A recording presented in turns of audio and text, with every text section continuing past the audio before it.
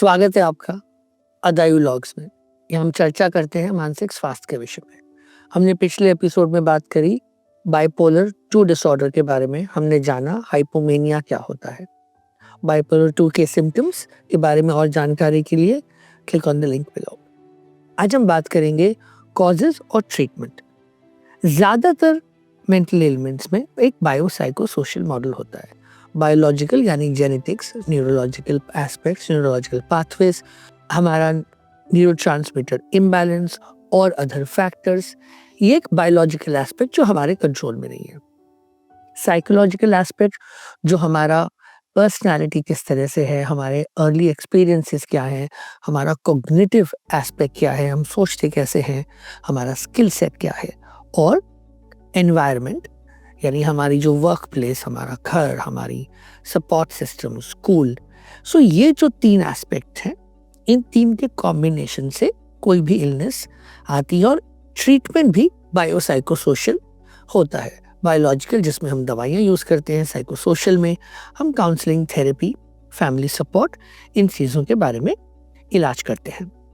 अभी हम बात करेंगे फैमिली हिस्ट्री के बारे में, क्योंकि जेनेटिक्स का बहुत रोल है। रिया, जेनेटिक्स इन बाइपोलर डिसऑर्डर का काफ़ी कोरिलेशन माना जाता है। वो बाइपोलर 2 पे भी अप्लाई करता है? जी बिल्कुल। सेम जैसे बाइपोलर 1 में देखा गया है, वैसे ही सिमिलरली बाइपोलर 2 में भी जो आपके रिलेटिव्स होते हैं, जो फर्स्ट डिग्री रिलेटिव्स होते हैं, उनमें हायर चांसेस होता है कि अगर आप उनके ऑफस्प्रिंग है या सिबलिंग्स हैं, तो आप में चांसेस बढ़ जाएंगे बाइपोलर 1 होने के। उसके अलावा हेरिटेबिलिटी बहुत ज़्यादा देखी गई है बाइपोलर डिसऑर्डर में, जैसा रिसर्चर्स बोलती हैं। साथ ही साथ और ये बाइपोलर 2 में भी अप्लाई होगा? हाँ जी, ये बाइपोलर 2 में भी अप्लाई होता है।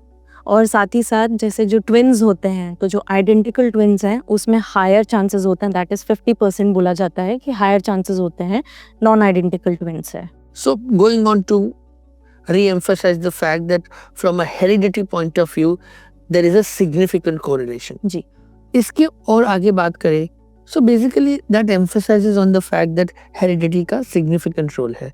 थोड़ा सा न्यूरोकेमिकल एस्पेक्ट्स और न्यूरोनल पाथवेज के बारे में बताओ जो बाइपोलर 2 में जिनका रोल है।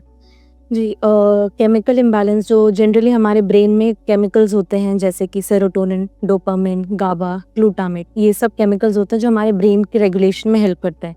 तो इनमें भी डिसफंक्शन होने के चांसेस ज़्यादा रहते हैं।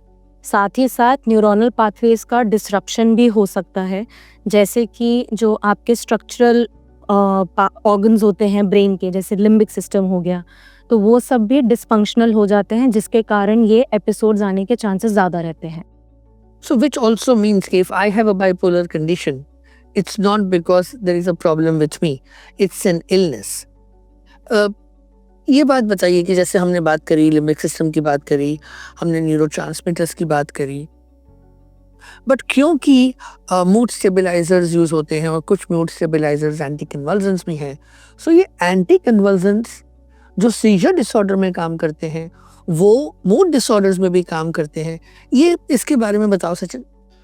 एक कंसेप्ट होता है न्यूरोनल इरिटेबिलिटी का, मतलब जो नर्व या एक ब्रेन का सेल होता है उसकी जो लेवल पर एक्टिविटी होती है। एपिलेप्सी में भी ये देखा गया है, फिट्स जिसे हम कहते हैं कि न्यूरोनल एक्साइटेबिलिटी रिलेटेड जब प्रॉब्लम्स रहते हैं, एक नर्व ऑटोमेटिकली जब अपने आप से एक्टिवेट होने लगता है, उन लोगों में फिट की बीमारी होती है। ये देखा गया है कि बाइपोलर डिसऑर्डर के इंडिविजुअल्स में भी यही सेम दवाइयाँ जो हम एपिलेप्सी में देते हैं, काफ़ी सारी दवाइयाँ इनमें से, जैसे कार्बामाज़ेपिन हो, वेलप्रोएट हो, ये एक प्रकार का न्यूरोनल स्टेबलाइजेशन लाते हैं by reducing the neuronal excitability. इस चीज़ की वजह से ना कि जस्ट बाइपोलर 2 में भी एपिसोड्स को कंट्रोल में लाने के लिए, but even preventing episodes from happening again. For example lamotrigine नाम की एक दवा है जो एपिलेप्सी में दी जाती है, और ये बाइपोलर 2 डिसऑर्डर में भी, जहाँ पर डिप्रेशन के एपिसोड जैसे हमने देखा कि बहुत लंबे होते हैं, तो इन इंडिविजुअल्स के लिए लेमोट्रिजिन एक दवा काफ़ी अच्छी मानी जाती है डिप्रेशन के एपिसोड्स को मैनेज करने के लिए। सो एंटी एपिलेप्टिक्स की आपने बात करी, और भी तरह के मूड स्टेबलाइजर्स होते हैं, लिथियम हो गया, अभी जो newer mood stabiliser endoxifen, tell us about that. So definitely basically हम जब मूड डिसरेगुलेशन की बात करते हैं तो अलग अलग तरीके के न्यूरोनल पाथवेज होते हैं जिसके थ्रू देखा जाता है कि जो एक नॉर्मल मूड रेगुलेट करने की ब्रेन की कैपेसिटी होती है उसके बाहर जाकर एक बीमारी डेवलप होती है। तो उस हिसाब से not just your anti epileptic दवाइयाँ, इसके अलावा लिथियम एक दवा है जो बाइपोलर 1-2 दोनों में it is considered one of the best medications. इसके अलावा एटिपिकल एंटीसाइकोटिक्स जैसे क्वेटापिन है, ओलेंजापिन है, इनको भी काफ़ी यूटिलाइज किया जाता है। लुरासिडोन है। रिसेंट में कुछ और दवाइयाँ भी है जैसे एंडोक्सिफेन एक दवा है जो इंडियन रिसर्च थ्रू ही निकली है, वो खासकर वो भी for managing mood related episodes as a part of bipolar, इस चीज़ में काफ़ी रिसर्च चल रहा है। सो हमने दवाइयों की बात करी एंड डिप्रेसिव एपिसोड जब आएगा तो एंटी डिप्रेसेंट भी हम यूज़ करेंगे। And anti depressant usage bipolar disorders में बोथ 1 and 2 में हो सकता है कि थोड़ा डिफरेंस हो, in specially in terms of चाहे वो डोसेज हो, ड्यूरेशन हो। Before I come to some of the other psychosocial aspects, any role सचिन of neuromodulation for bipolar 2? Definitely in general RTMS जिसे हम रिपीटेटिव ट्रांसक्रेनियल मैग्नेटिक स्टिमुलेशन कहते हैं, इस चीज़ का बाइपोलर डिसऑर्डर्स में भी यूटिलाइजेशन हुआ है। पर्टिकुलरली डिप्रेसिव एपिसोड्स में जैसे कि हम यूनिपोलर डिप्रेशन में भी यूज़ करेंगे, वैसे RTMS के काफ़ी अच्छे रिजल्ट्स रहते हैं डिप्रेशन एपिसोड्स को इम्प्रूव करने में। जैसे कि हमने देखा एंटी डिप्रेसेंट दवाइयों से भी कुछ लोगों में उनका मूड स्विच होकर मेनिया की तरफ जा सकता है, उसी तरह RTMS का इलाज होते समय भी वो स्विच की एक संभावना होती है कि अब डिप्रेशन के लिए इलाज कर रहे हो तो स्विच होकर उनका दूसरे पोलैरिटी में चले जाए। उस चीज़ का ध्यान रखकर हम बीमारी के एपिसोड्स को मैनेज कर सकते हैं। सो इसके सिवाय ये बताइए कि सब्सटेंस अब्यूज़ का भी कोरिलेशन है, खास करके हमारे कॉन्टेक्स्ट में देखें तो कैनबिस। सो उसके बारे में बताइए। बहुत ज़्यादा इम्पॉर्टेंट रोल प्ले करता है। सब्सटेंसेस जैसे कैनबिस हो गया, अल्कोहल हो गया, ये सारे जो होते हैं जो जैसा कि डॉक्टर बालिगा ने बोला कि न्यूरॉनल पाथवे को डिस्टर्ब करते हैं, तो ये सब्सटेंस भी उसी तरीके से रोल प्ले करते हैं जो कि आपके जो ब्रेन के जो केमिकल्स होते हैं, एक तो उनको डिसबैलेंस करते हैं, जैसे कि हमने बात की डोपामिन और सेरोटोनिन। उसके साथ साथ जो हमारे जो पाथवेज होते हैं, जो न्यूरॉनल पाथवेज होते हैं, उसको भी डिसफंक्शन करते हैं, जिसके कारण ये एपिसोड्स होते हैं या फिर ये जो सिम्टम्स होते हैं, डिप्रेसिव हो गया या फिर हाइपोमेनिया हो गया, तो उसके कारण भी देखने को मिल सकता है। All the more reason to talk about why substances should not be had, especially all this conversation around cannabis, right? Absolutely. Your thoughts? When we talk of mental illnesses, एक vulnerability वाला एस्पेक्ट आ जाता है।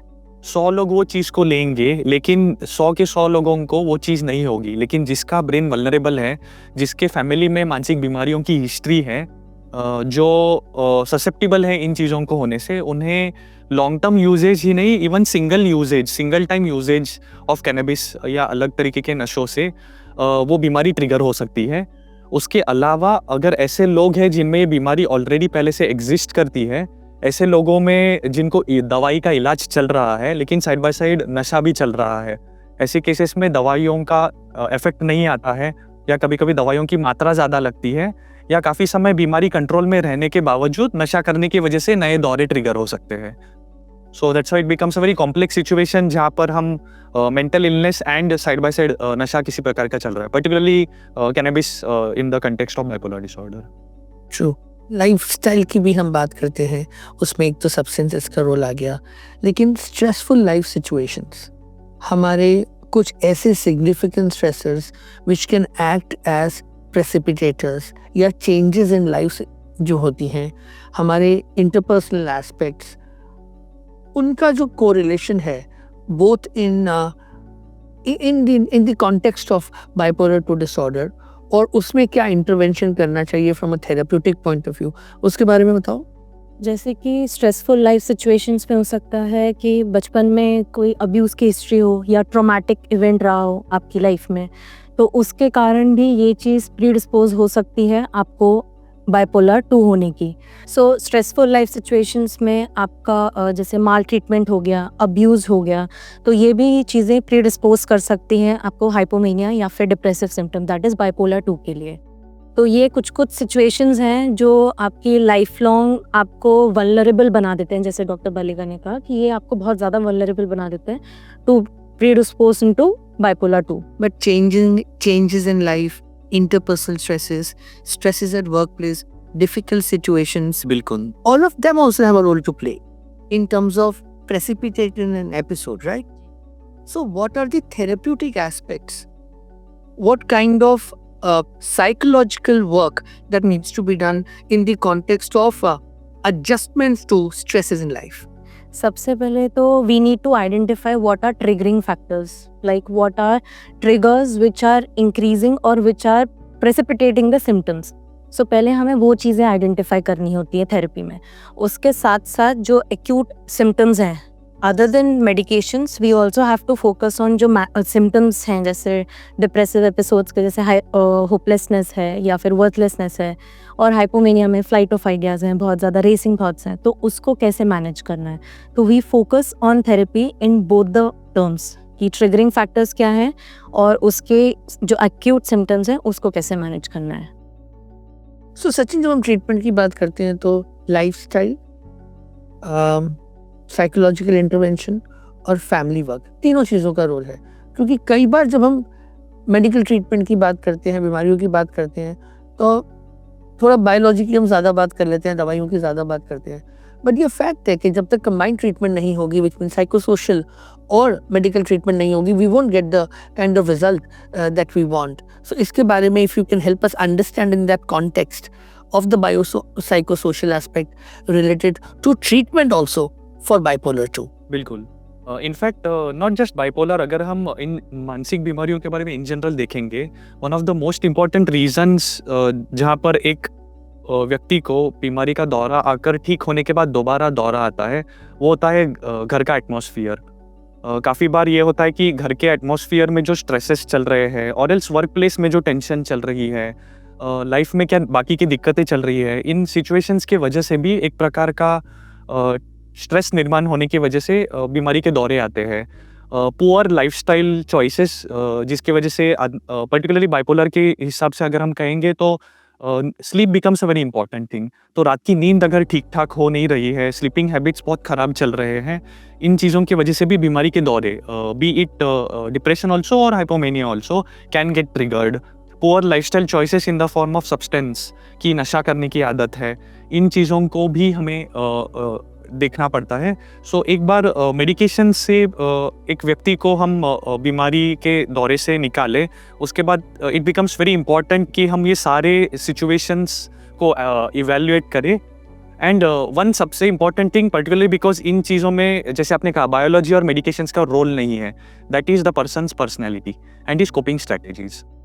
क्योंकि tension आते रहना है, life में कुछ ना कुछ अप्स एंड डाउन्स होते ही रहने हैं, लेकिन अगर हम किसी तरीके से through therapy, through skills training, अगर वो व्यक्ति की रेजिलियंसी बढ़ा पाए, उसके स्ट्रेस मैनेजमेंट कैपेसिटीज़ को बढ़ा पाए, तो definitely from a long term basis बीमारी के दौरे बार बार होने से हम रोक सकते हैं.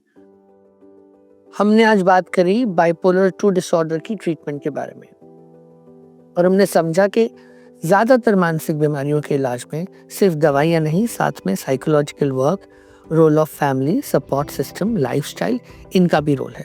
आप सुन रहे हैं अदायु लॉग्स. यहाँ हम चर्चा करते हैं मानसिक स्वास्थ्य के बारे में.